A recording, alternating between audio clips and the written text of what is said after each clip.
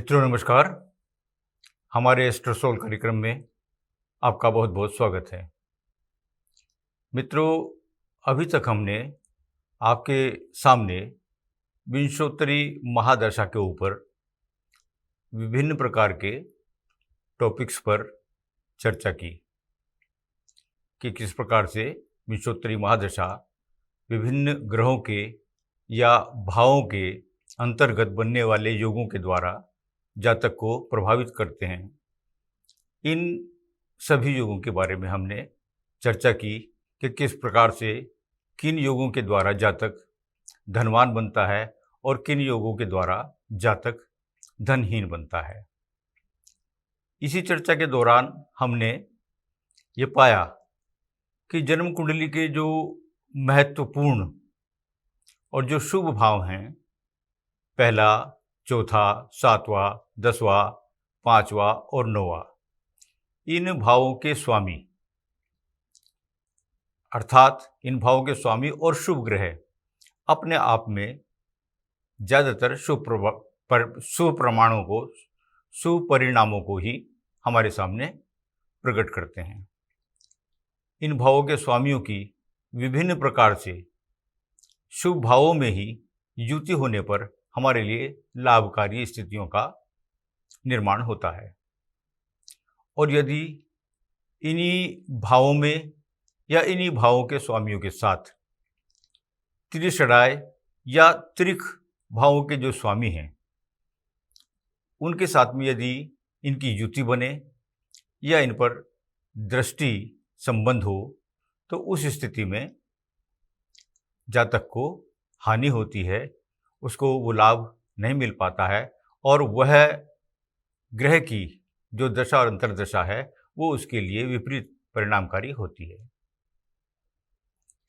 मित्रों, इसी क्रम को आगे बढ़ाते हुए कि ऐसी क्या स्थितियां होती हैं जातक के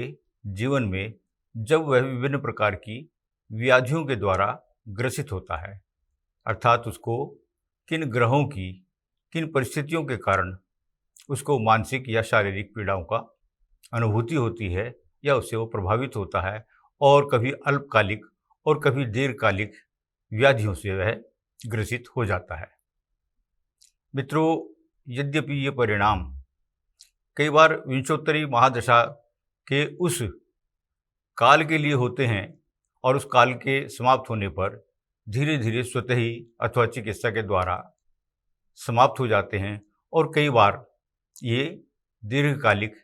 यानी कि जीवन पर्यंत चलने वाली व्याधियां हमें मिल जाती हैं। तो उनके उपचार हमें आयुर्वेद, योग या ज्योतिषीय उपायों के द्वारा करने चाहिए और अपने जीवन को सुखी बनाने का प्रयास करना चाहिए। सबसे पहले महर्षि पाराशर कहते हैं यदि जातक के लग्नेश के साथ रोग ऋण शत्रु अर्थात छठे भाव के स्वामी की युति हो और साथ में कोई मार्केश भी बैठा हो या उसे दृष्टि संबंध बना रहा हो, तो ऐसी स्थिति में जातक को किसी भी प्रकार के ज्वर होने की संभावनाएं रहती हैं। कोई भी ऐसा इन्फेक्शन हो सकता है कि जब जातक को बुखार से, ज्वर से पीड़ित होना पड़े। नंबर 2, यदि लग्नेश की स्थिति रोग ऋण रिपु यानी कि छठे भाव के स्वामी के साथ में बन रही है और वह चंद्रमा के षड वर्ग में कहीं जाकर बैठ रहा है, तो ऐसी स्थिति में जातक को वायु विकार होने की या कफ से संबंधित या जल से संबंधित, जल का संचयन होता है फेफड़े आदि में और जल से संचित होने वाली व्याधियां जातक को घेर लेती हैं। यदि यही स्थिति छठे भाव के स्वामी लग्नेश के साथ में मंगल के षड वर्ग में कहीं स्थित होता है, तो ऐसी स्थिति में जातक को जो भी व्याधियां होती हैं वो रक्त से संबंधित होती हैं। फोड़े फुंसी आदि या रक्त में कोई उष्णता आदि से संबंधित या रक्तचाप आदि से संबंधित व्याधियां जातक को परेशान करती हैं। यदि छठे भाव का स्वामी लग्नेश के साथ बुध के षडवर्ग में बैठता है तो ऐसी स्थिति में जातक को त्वचा से संबंधित और वायु विकारों से संबंधित कई प्रकार की या बुद्धि से संबंधित कई प्रकार की मेमोरी आदि जो है का ह्रास होता है। ऐसी स्थितियां उसके समक्ष जो है देखने में आती हैं। उसको उसी प्रकार से बुध की पीड़ा को शांत करने के लिए उसका उपाय करना चाहिए और उसकी दशांतर दशा में ये इस प्रकार की प्रॉब्लम होती है। यदि छठे भाव के स्वामी लग्नेश के साथ में गुरु यानी कि बृहस्पति के षडवर्ग में कहीं बैठते हैं तो ऐसी स्थिति में जातक को बृहस्पति से संबंधित व्याधियां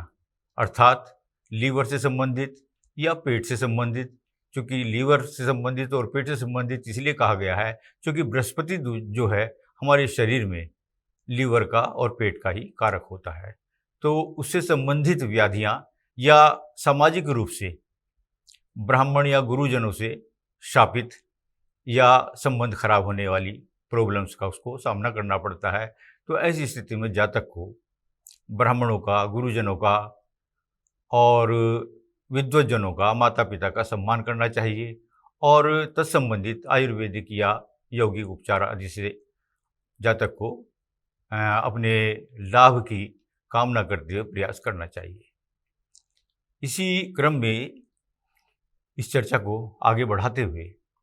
अब हम शुक्र के बारे में ये देखने में आया है कि आमतौर पे यदि लग्नेश षष्ठेश के साथ और शुक्र के षडवर्ग में जन्म कुंडली में कहीं बैठता है तो ऐसी स्थिति में जातक को स्त्री जन्य पीड़ाएं या गुप्त रोगों से संबंधित व्याधियां या यूरोजेनाइटल प्रॉब्लम, जिस प्रकार से मूत्र से संबंधित बीमारियां आदि जातक को परेशान करती हैं और उसी प्रकार के संबंधों में स्त्रियों से, पत्नी से, महिलाओं से जातक को अपने चरित्र को बचाए रखना चाहिए, सावधान रहना चाहिए। उस स्थिति में जातक को सावधानीपूर्वक आचरण करते हुए अपने कुशलक्षेम का ख्याल करते हुए अपनी दिनचर्या को निर्धारित करना चाहिए और इस प्रकार की व्याधियां उत्पन्न होने पे आयुर्वेदिक या यौगिक या ज्योतिषीय उपायों का सहारा लेना चाहिए। इसके पश्चात मित्रों शनि देव आते हैं और यदि लग्नेश छठे भाव के स्वामी के साथ में शनि के षडवर्ग में कहीं स्थित होते हैं तो शनि से उत्पन्न व्याधियां यानी कि चौपाए से सावधान रहना चाहिए या नर्वस सिस्टम से संबंधित प्रॉब्लम जातक को घुटनों में पीड़ा, हड्डियों में पीड़ा, चलने फिरने में दिक्कत, वायु विकार और किसी भी प्रकार के दर्द आदि से संबंधित जो पीड़ाएं हैं वो जातक को वायु विकार मुख्य रूप से परेशान करते हैं। उस स्थिति में जातक को उसी प्रकार की चिकित्सा लेकर उसका उपाय करना चाहिए, उसका उपचार करना चाहिए। यदि मित्रों सूर्य के साथ में इसी प्रकार से सूर्य के षडवर्ग में छठे भाव के स्वामी लग्नेश के साथ में कहीं बैठते हैं तो जातक को आत्मकारक ग्रह है सूर्य, राज्य का कारक है सूर्य, तो जातक को मानसिक, आत्मिक, शारीरिक, सामाजिक, राजनीतिक और कार्य व्यापार से संबंधित सभी प्रकार की, चूँकि जन्म कुंडली में सूर्य आत्मा और राजा की संज्ञा दी गई है, सूर्य सब देवताओं का राजा है। यदि सूर्य से प्रभावित या सूर्य से जन्य कोई व्याधि उत्पन्न होती है तो जातक को विशेष परेशानियां होती हैं। यदि लग्नेश 8वें भाव में राहु, केतु, मंगल, शनि आदि किसी ऐसे ग्रह के साथ में बैठता है और उस पर किसी मार्केश की दृष्टि होती है या मार्केश की युति होती है तो जातक को दमा, फोड़े फुंसी और किसी भी प्रकार की मृत्यु तुल्य कष्ट जो है जातक को झेलना पड़ता है। और उस स्थिति में जातक को अपने स्वस्थ होने के लिए विशेष प्रकार की चिकित्साएं और आयोजन करने चाहिए। अति विशिष्ट सावधानियों की आवश्यकता ऐसी स्थिति में होती है। तो मित्रों, कुल मिलाकर निष्कर्ष ये निकलता है कि यदि हमारा लग्नेश हमारे त्रिक भावों के साथ में या त्रिक भावों के स्वामियों के साथ में या त्रिषढ़ाय के स्वामियों के साथ में किसी ऐसी स्थिति में, किसी ऐसे षड्वर्ग में या ऐसे नवमांश में या ऐसे भाव में उपस्थित होता है और वह विजातीय यानी कि शत्रु ग्रहों के द्वारा दृष्ट होता है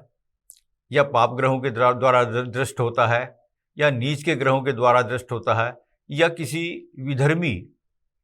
ग्रह के साथ में उसकी युति बनती है, तो ऐसी स्थिति में जातक को सुखद परिणाम नहीं मिलते हैं।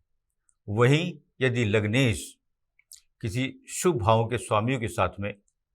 देखा जाता है, दृष्टि के द्वारा दृष्ट होता है या उनके साथ में शुभ भाव में युति बनती है, यदि शुभ ग्रहों के द्वारा या मित्र ग्रहों के द्वारा देखा जाता है या उच्च ग्रहों के द्वारा उनकी युति बनती है या देखा जाता है, तो ऐसी स्थिति में जातक को सुखद परिणाम मिलते हैं। तन से, मन से, धन से सभी प्रकार से जातक सुखी रहता है और उसका स्वास्थ्य आदि सभी प्रकार से ठीक होता है। तो मित्रों, आज का ये कार्यक्रम मुख्य रूप से व्याधियों को लेकर हमने महर्षि पाराशर के अनुसार आपके समक्ष रखा है कि जातक को विभिन्न प्रकार की व्याधियों में ऐसे कौन कौन से ग्रह हैं जिन ग्रहों की उपस्थिति से या संगति से होने वाली व्याधियां होती हैं और वात, पित्त, कफ, रक्त आदि से उत्पन्न होने वाली ये विभिन्न प्रकार की व्याधियां विभिन्न प्रकार के ग्रहों के द्वारा जब उत्पन्न होती हैं तो जातक को इसमें संकोच नहीं करना चाहिए। सभी प्रकार का चिकित्सा से संबंधित, योग से संबंधित या ज्योतिषीय उपायों से संबंधित उनका चिकित्सा करनी चाहिए, उनका उपाय करना चाहिए और अपने जीवन को स्वस्थ और सुखी बनाने के लिए प्रयास करना चाहिए। मित्रों, आज का यह कार्यक्रम मैं समझता हूँ आपको पसंद आया होगा। यदि मेरे योग्य कोई सलाह है तो आप कमेंट्स में जाकर बताइए या फ़ोन करके बताइए। प्रयास करेंगे कि उसमें आपकी यदि हमसे कोई सहयोग बन पाता है तो आपका सहयोग करेंगे। और यदि हमारा ये कार्यक्रम आपको अच्छा लगा हो तो मित्रों, प्लीज़ हमारे कार्यक्रम को शेयर करें, लाइक करें और हमारे चैनल को सब्सक्राइब करें। आज के लिए इतना ही पर्याप्त है। फिर मिलते हैं। नमस्कार।